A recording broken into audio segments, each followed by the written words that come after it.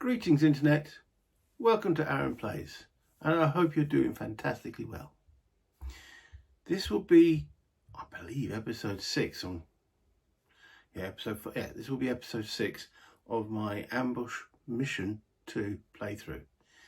At the end of at the end of episode 5, we were part way through, we'd done action round 1, we're going to do action round 2.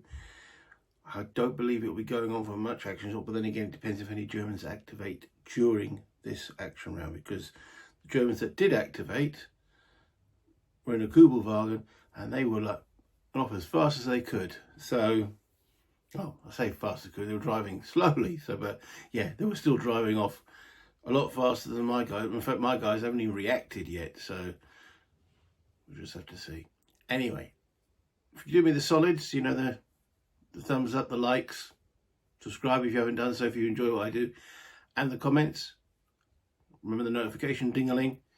Let's go down to the map.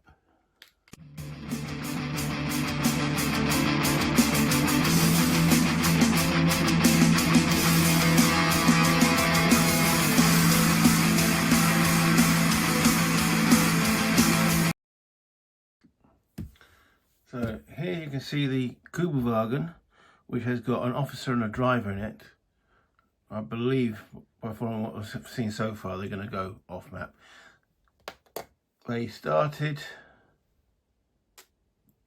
there, and in 2 actions are driven to here. So they've been driving slowly, but they're still a lot faster than what my dudes are doing over here, because they haven't even been aware of it yet.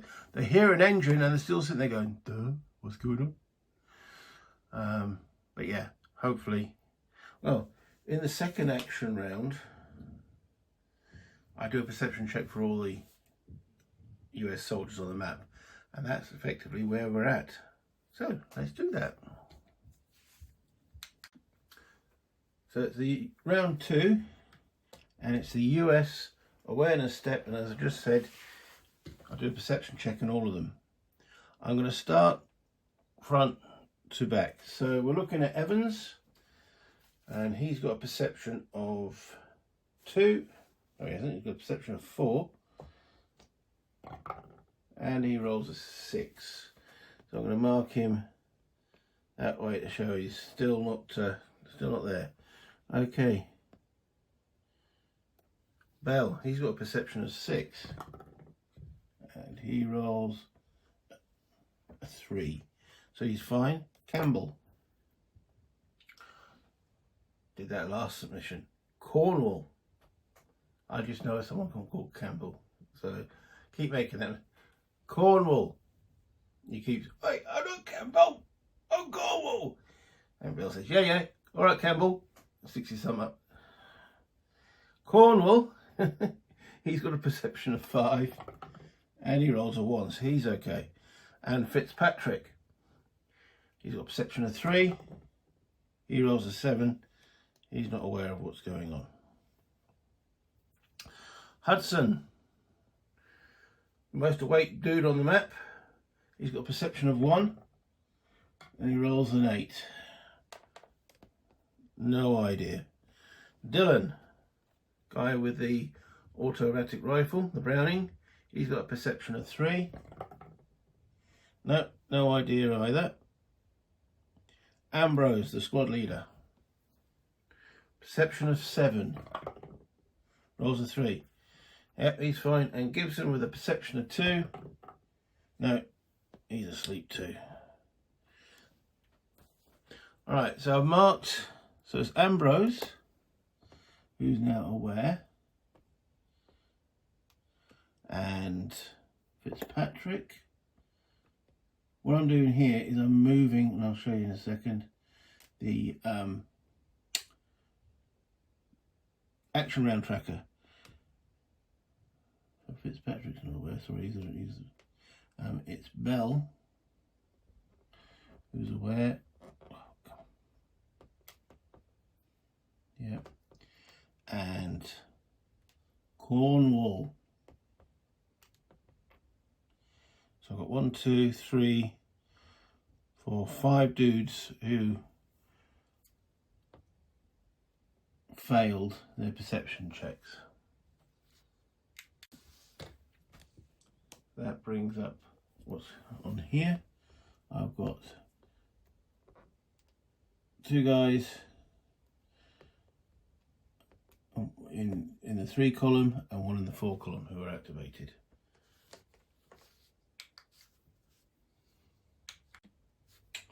Next stage is the event check, which does occur into round 2, and this is where the scenario, the mission might stay in action rounds, even if that car does drive off. So the perception roll, the event roll is 16. So let's have a look what 16 brings us in the random event column. Remember, we're now on condition 5.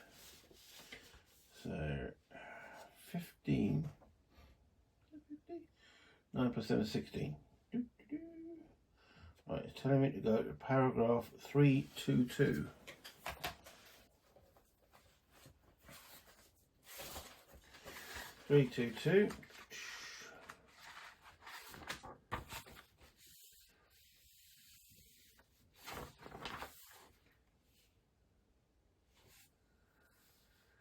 If German 10 has been removed from play by evasive movement once. Right, so if it's German 10, who's German 10? Have we got German 10? Yeah, that German 10. So if German 10 has been removed from play by evasive movement once and activated side effects, right? So that event has no effect on me, 322, because we haven't had German 10. So therefore, no event. The initiative check. There's the Tice Tower of Doom. Rolling the dice. Okay, US get a 5, Germans get a 3. So, my advantage. Okay. Right. So I now got to place these according to these. And that's where I change these.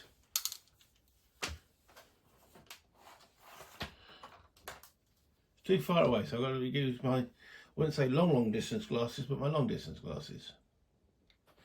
Right. Yeah, I did say I'm gonna, at some point I'm going to make a copy of that and print it out and bring it down here. Because over there, especially with the camera angles and to try and get, yeah, stop whinging, Mr. Sibley. Okay. Right, so we're looking at 5 for the Allies with advantage. So these 3, or these 2, will get 1 turn. The German with a 3 will get 1 turn with disadvantage. Ambrose with a 5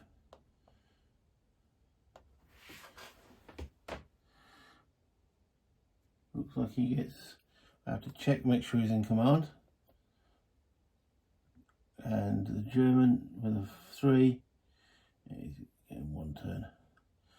Okay, Ambrose, I've got to check his command because it's red, but he should be okay because he's got an initiative of 4 and he's got 3 dudes around him that are unaware. Will that affect his command? I need to just double check that. Ooh, that's a good question. A commander exerts his initiative rating into all the hexes within 2 hexes as long as he's active, which obviously he is, and it's added to the initiatives of US soldiers occupying those hexes. Okay, fair enough. So he's got to be active, but has his subordinates got to be active? It just says any US soldiers in any of those hexes can use the 4 points towards keeping themselves in command. The effects of command radii are reciprocal. That is, a commander can use the initiative ratings of soldiers within his command radius to contribute towards keeping himself in command. It doesn't say anything about them being active. Oh, wait a minute, hold on. I'm getting active and inactive. Yeah, they are active, They're just unaware.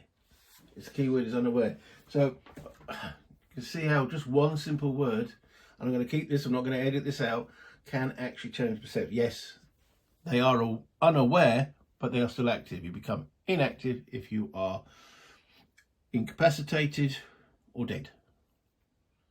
So yeah, they are active but unaware. Therefore, Ambrose is in command and damn well should be. So there, the bloody Master Commander. Alright, so we determined that I now roll for German initiative, German action number. Though that's not having much effect on the game because the card is quite specific. We've only got one active German, but I'll make the roll for him. And that's a 7. Okay, I'm now swapping my glasses back over to read the card that's right in front of my nose. Alright. Actions in this group are dependent, this is the German action card, on what the following are not active. So none of them are inactive, so it'll be on the 826 paragraph again. Yeah, it looks like they're probably going to be driving off. Bye. But we shall see. Okay. So, first off then is Ambrose. Is it worth using his action to make them aware? Because they're going to be driving off. There's nothing else I really need. Well, I want to keep them in command range. So we'll crawl here to F17. Where there is... I need to check this if we're now on condition 5. It could be no different.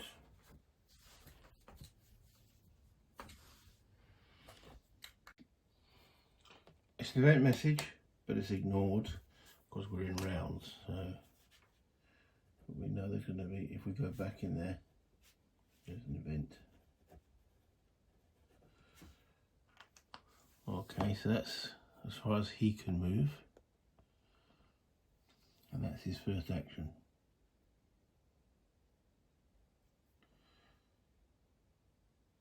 He has initiative still, so he has another action.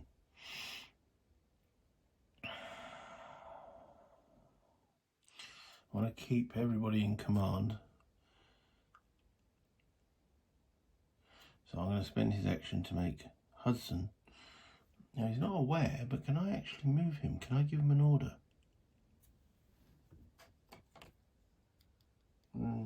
No, I can't because he's not on the action track. So I can't. I can make Hudson aware. So let's do that.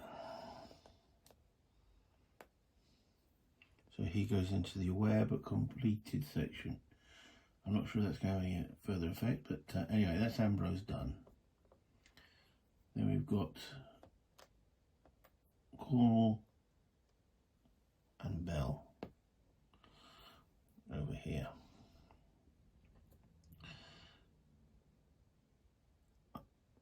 Cornwall, I'm actually going to move, so I'm going to stand him up for his free change, stance change, move him into K19.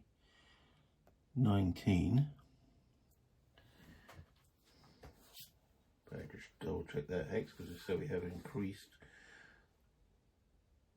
That's a different one. Yeah, that's a none.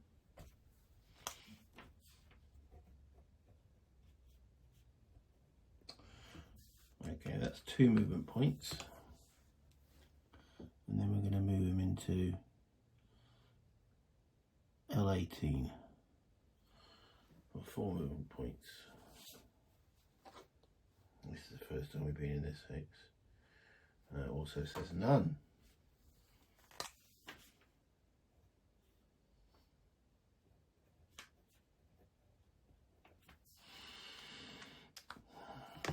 Okay, so that's his one action done. That goes down to the complete section. That leaves Bell.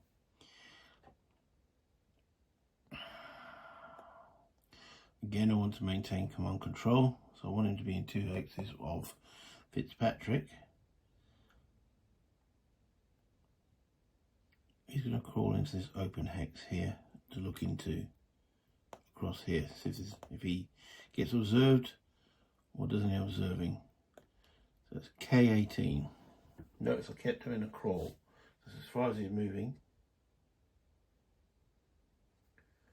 That's none. So that might tell me there's no Germans over here. I've had no, doesn't mean that's true. They could be very well hidden, but it's sort of hinting that there's no one there. Famous last words, isn't it? No hinting. Anyway, that's Bell done. That's in fact all my guys done. We now go to the Kubelwagen. The Kubelwagen, it's in hex W19 and it's driven by Mr. S. I give him a name like I gave the other German who was on the board for quite a while. Driving Schumacher. Yeah, that sounds good. Schumacher.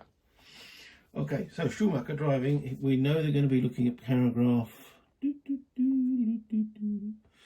826 because none of them are inactive. 826.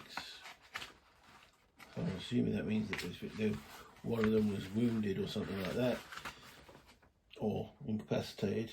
They'll be doing different things. But anyway, 826.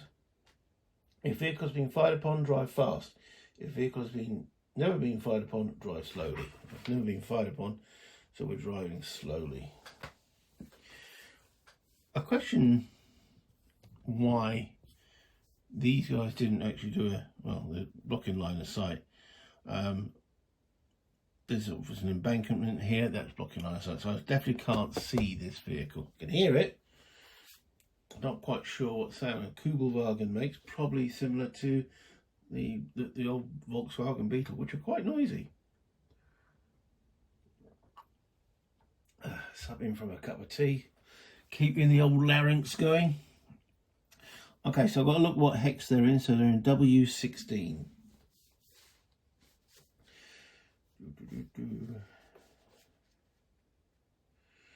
They go to X15, which takes them to here. Then they're in, so that's one movement point. They have 5 because they're moving slow. X15, so they're now in X15. So where do they go from there?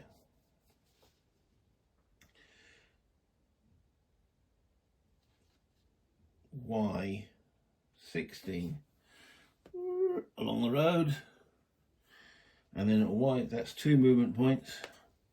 Then Y16, it says exit, so they have left the board, which we expected.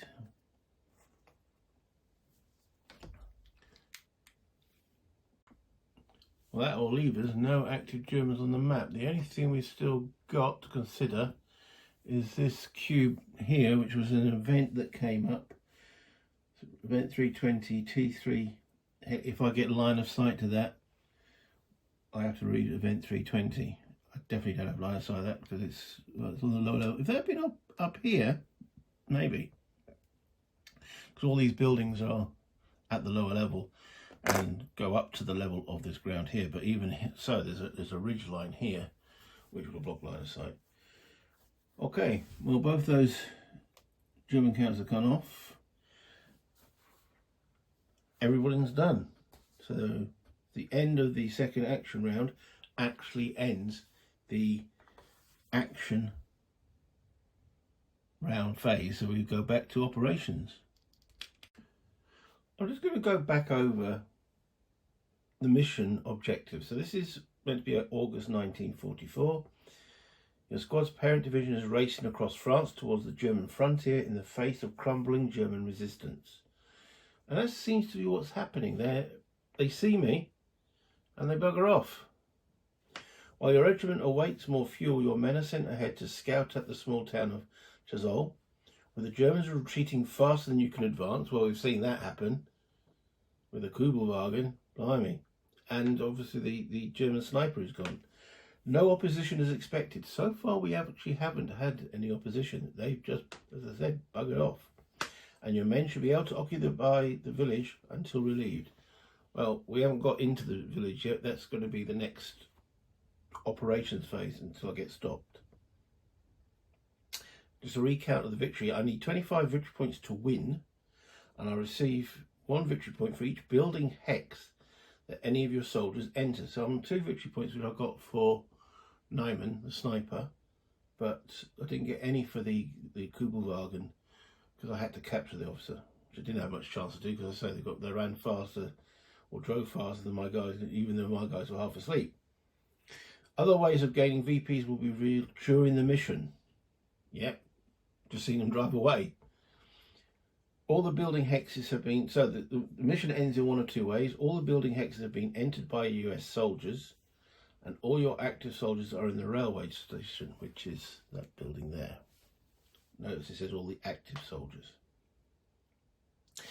Or all your active soldiers have exited the map from any valid entry hex from where I came in, with those green dots over here. Okay, so I've only gained 2 VP so far, and yes, I have been advancing cautiously because this is part of a campaign. Which brings up another point.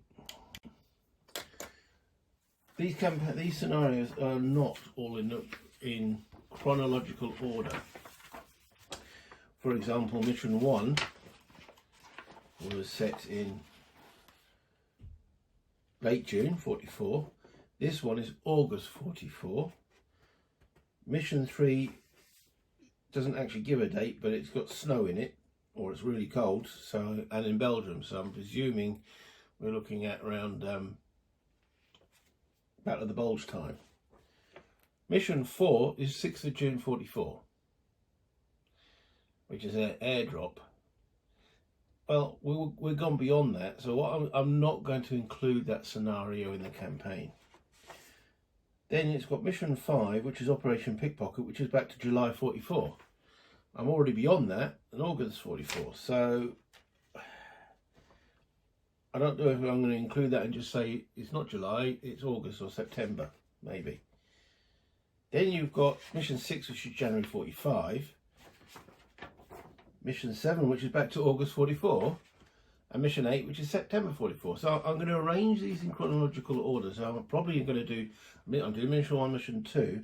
And then after this, I'll probably do either mission 5 and say it's August, or mission 7 because it is in August. So this one's apparently just as August, and then September. So and I will not do mission 4, the airdrop. I might do that as a separate build a new squad and just do that because that's a paradrop. My guys aren't paratroopers, or are they? I don't know. It doesn't define them. I don't see them as paratroopers. I see them as regular soldiers. So yeah, that's a little bit of a ramble there. But yeah, I'm going to be doing. So this is mission 2. Probably be doing one of the latter missions, and then coming back. I'll give the full details once I actually work it out. But we're back in operations. So let's get all these guys sorted out.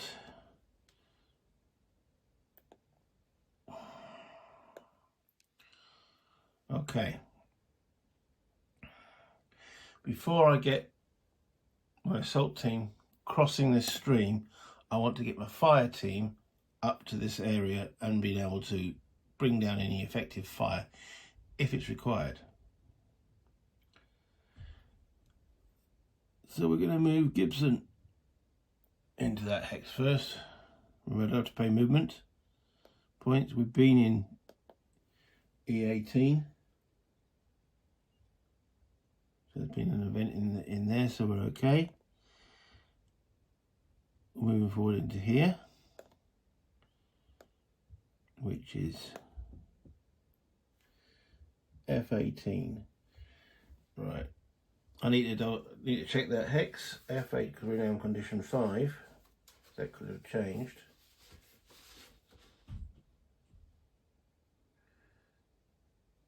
That's none.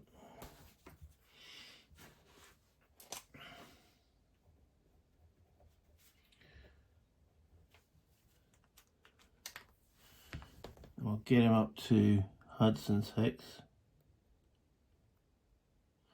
There's an event, and then we'll move him forward into H17. Not both of them. H17.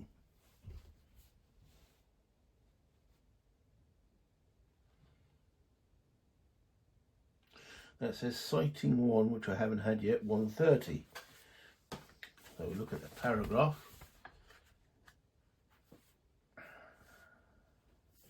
Roll 1 die. 0 to 2, conduct an activation check. 3 to 8, conduct an activation check. And number 9, conduct a PC check. Ooh. Okay, let's have a look. We roll a 2.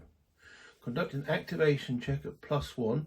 If successful, see chapter 160. Okay, so activation check with condition 5 is 0 to 7. And it's a +1, 0 to 8. Oh dear.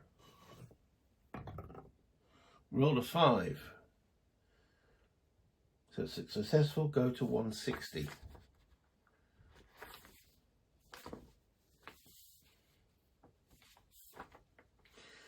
Right, so it's now got in brackets S1. So I've now encircled on here S1. So any other time I see an S1 will not become, I wouldn't have to check that paragraph because we've now found what S1 is. Okay. Let's have a read. Right, S1, activate German 10 in hex J13. Where's J13? Oh, that's the building. It is, there is a German in that building.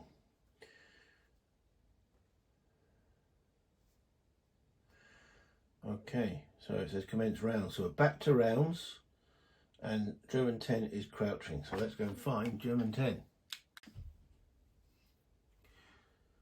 Activate German 10 in hex J13. There he is. Crouching. I've got him crouching. Here's his little card. Let's zoom in on that if we can.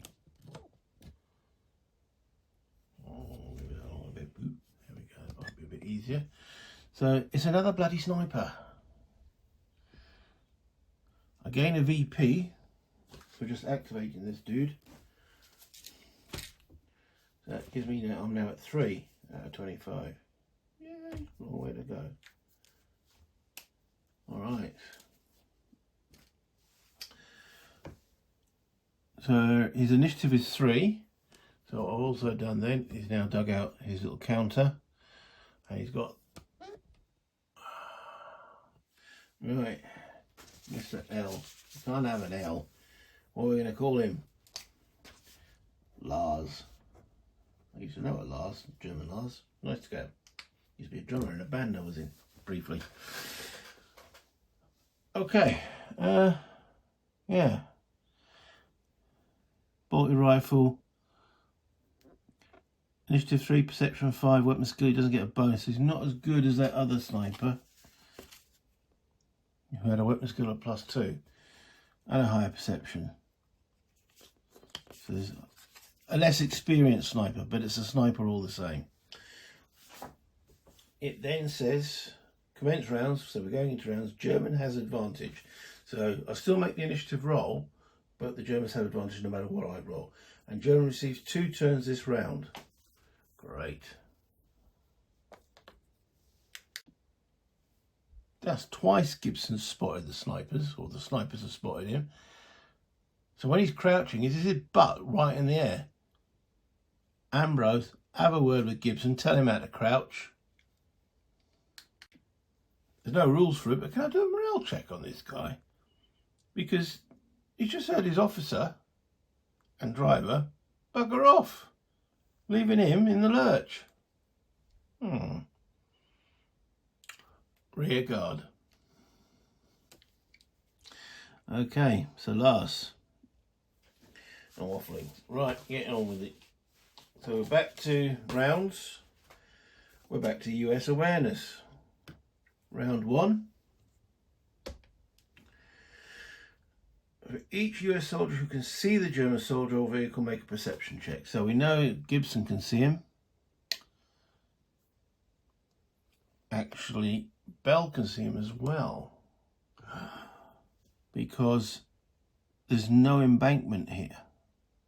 So I can see across into that building because there's no embankment. So Bell can see him. Which then brings... Oh no, wait a minute. Oh, there's bloody trees in the way. Can't see through trees and brush. No, Bell and this lot can't see him. Gibson can see him. Ambrose can't because there's trees. So it looks like it's purely Gibson. And we know Gibson's got the perception of a skunk. So maybe a mole might have been a better example. But anyway, Gibson's perception, his perception is not the high 2. He rolls a 4.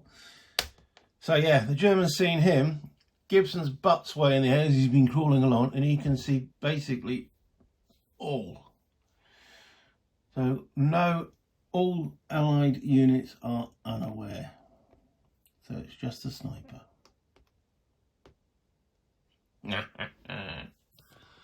Okay, just a little bit. Vice versa though, that means he can only see Gibson.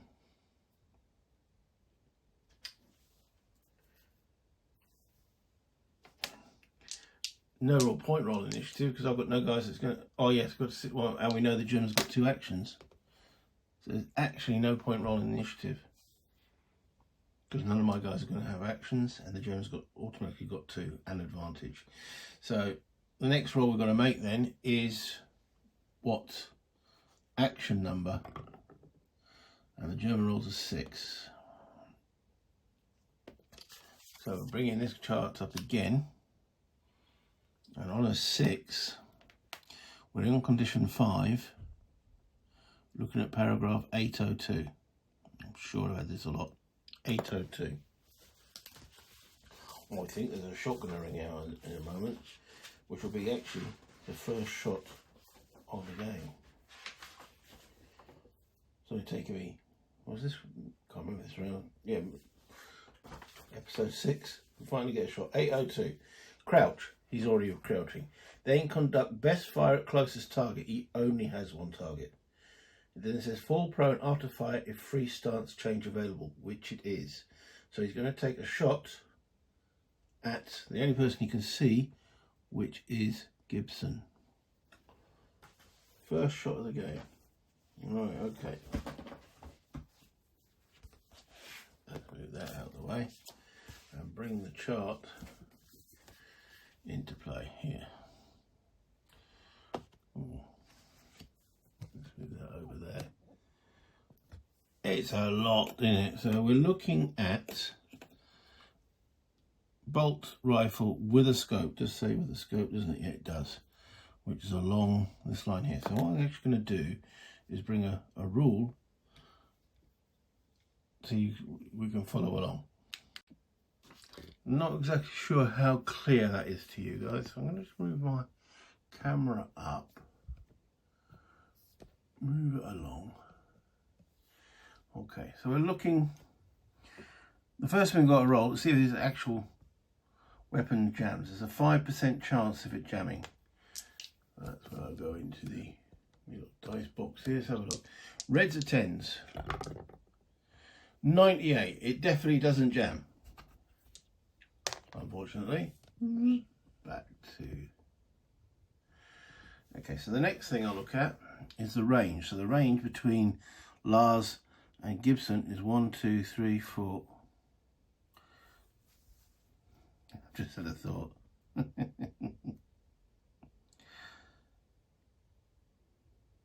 Can he see out of that windy? It's Gibson. Let me have a quick look on the map.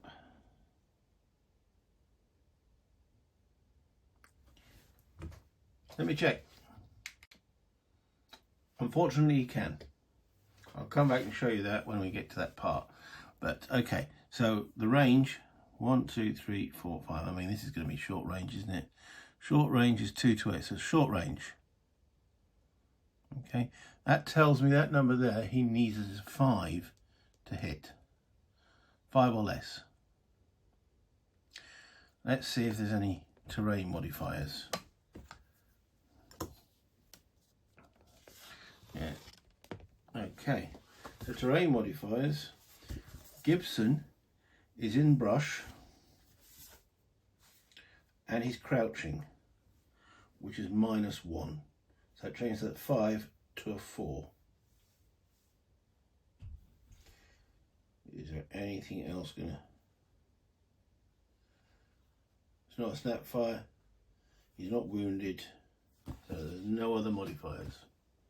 So it makes it a 4. Alright, so we're at the die roll part.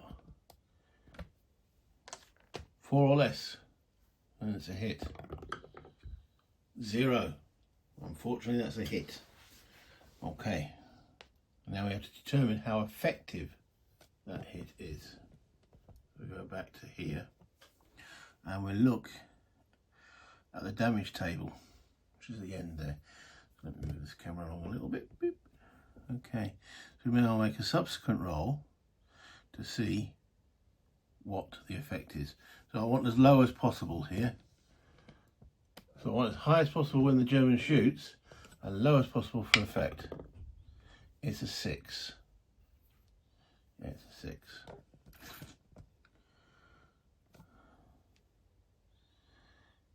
Gibson is incapacitated. That's what it says there. Not good. The last part after that is ammo. The Germans do not check ammo out of supply here. They run out of ammo depending on the paragraph. So we don't have to worry about the ammo. So Gibson got shot in the ass for having it stuck up in the air as he was crawling forward. And he is incapacitated.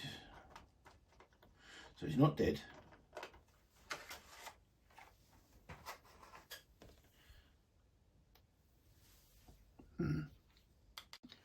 That brings us here, incapacitated, which will make him inactive.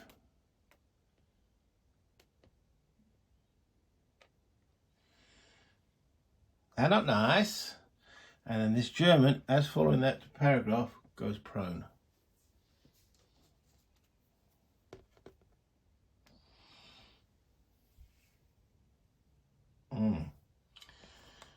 Okay. And that completes the German's first action. I've still got no actions to do, so we're on to the German's last second action. And again, we now roll on the German activation number track. He rolls a 5. He was on a 6. He changes to a 5. So bringing this little thing up. So we're on combination 5. Looking for a 5. It's the same 802.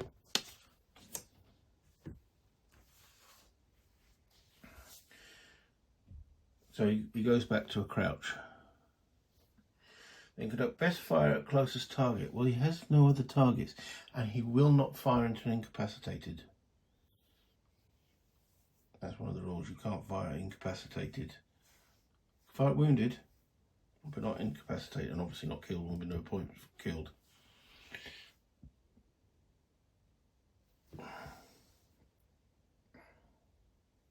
So then fall prone after fire if free stance available. He hasn't got a free stance, and he didn't fire. So, thankfully, he only had one target available, which ends that first round, which I'll end this episode on, with the first shot and an American incapacitated, which is exactly what happened in Mission 1, though it did happen after I only moved 3 hexes. This has been a lot longer coming, but it's still the same thing. And now I'm beginning to understand the name of the game. Ambush. let's go back up. Bring me back up. It's a bleeding hard game, this. I've been sneaking around, moving cautiously, and I still get a blinking soldier's incapacitated and gets his butt shot because he blinking can't crawl effectively. That's the narration part of it. So, yeah. Well, not much to add at this point. We've got 1 German sniper active on the board. I'm at 3 victory points, and I'm down 1 dude.